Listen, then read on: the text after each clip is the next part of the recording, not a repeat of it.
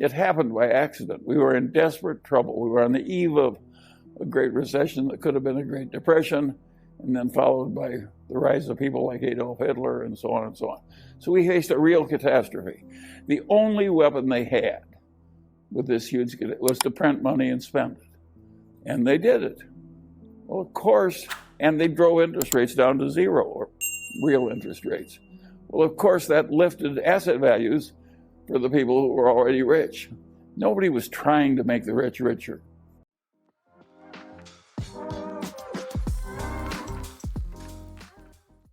And all they had left was just to print money and start buying things. And that's what they did. And it turned out to be a very wise response. Are you surprised by how long this expansion has lasted? Of course, it's lasted a long time. But what was really remarkable is that we never printed money so much and spent it so fast and bought back so much debt, public and private.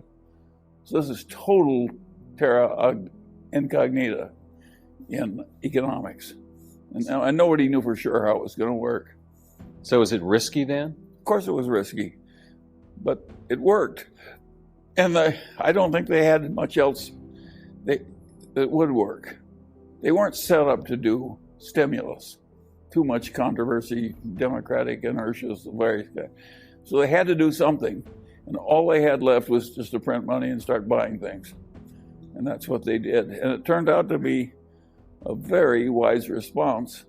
And what's even more remarkable is that both Congress and the presidency, and under both parties, made the same decision. They all cooperated. It was the last time. But where is that going to leave us, ultimately? Well, it left us licking the Great Recession, so maybe we ought to try cooperation again since it worked so well once. How much is President Trump responsible for this current economic situation? Well, I think he deserves some credit, but a lot of it just happened. Economic cycle? Yeah, and the decisions of his predecessors. What do you think about the president's campaign to lobby the Fed to lower rates or keep rates low? Well, I think presidents have always done this. If you're a politician in a democracy, of course you want people to print money and spend it. And of course it's not a good idea. The best example, probably in the whole world, is Singapore, which has zero debt and never prints money and spends it, and is one of the most successful places on earth. I wish we were like that, but there's only one Singapore. Well, some people now say that federal debt is not a problem at all. Well, if you believe that, you believe in the tooth fairy, because then we don't have to have any more taxes ever. We'll just print money and live happily ever after. It obviously won't work. So there comes a point when printing money is counterproductive. Are we at that point? Are you concerned? No, I don't think we are at that point, but nobody knew where the point was going to come. And we don't know now. None of these people who are so pompously sure of things, because we all want reassurance, and so they provide it. But nobody really knows how much of this is too much. And do you have any thoughts on Jay Powell and the job that he's done? Well, I think a lot of him. I think he's as good a choice as we could have made. One consequence of this expansion, or actually it precedes that, it's just something that's occurred in our economy over the past 50 years really, has been wealth and income inequality. Yeah. One, do you see it as a problem? Two, if so, how do we address it? Well, it's a problem if enough politicians are screaming about it. That makes it a problem. If it weren't for that, this one will go away by itself. It happened by accident. We were in desperate trouble. We were on the eve of a Great Recession that could have been a Great Depression, and then followed by the rise of people like Adolf Hitler and so on and so on. So we faced a real catastrophe. The only weapon they had with this huge was to print money and spend it. And they did it. Well, of course, and they drove interest rates down to zero, or real interest rates.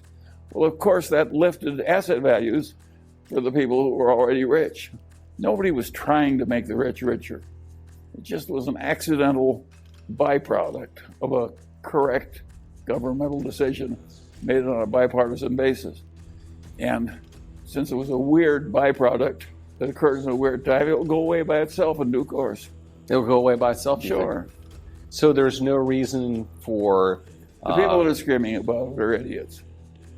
It's going to go away by itself. Now, that's not to say that we can't raise the minimum wage a little and enlarge the social safety net a little. We should be doing that as we prosper. Both parties agree on that.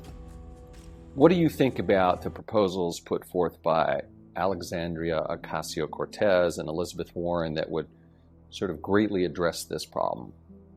Well, I don't consider those two necessarily the best prescribers in the world. They're kind of likable. I particularly kind of like Elizabeth Warren. She's got a manner that appeals to me. Really? But I don't agree with her attitude. I don't think she's studied Adam Smith enough. And what about AOC? Do you have any take on her? I don't think she knows who Adam Smith was. I want to ask you just a few more questions about politics, and we can talk about the markets and Berkshire a little bit more. What about the situation that we find ourselves in with the Mueller report and the way Congress and the Democrats are fixating on that and the president's on the defensive? What is your thoughts, thinking on that?